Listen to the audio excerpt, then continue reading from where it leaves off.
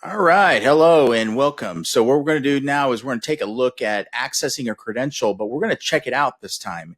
So we're going to come in here. We're going to go into our secret server, and then we're going to access a particular folder, which I've done. And then I'm going to say I need to get into the Windows server. So we're going to click on one of these.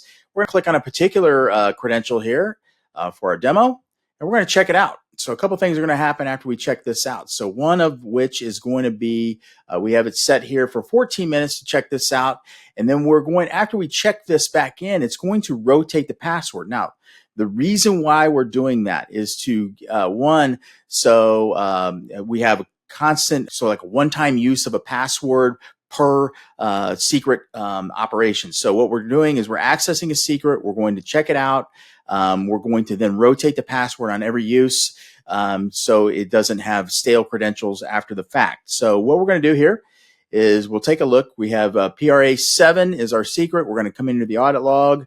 We'll see that basically nothing has happened so far. So we viewed the secret, but then we're going to rotate the password after we check this back in. So we're going to come over here. We're going to check it back in. And then we're going to come back over to PRA7 here in a moment, and we're going to see in the audit log that the password has been rotated.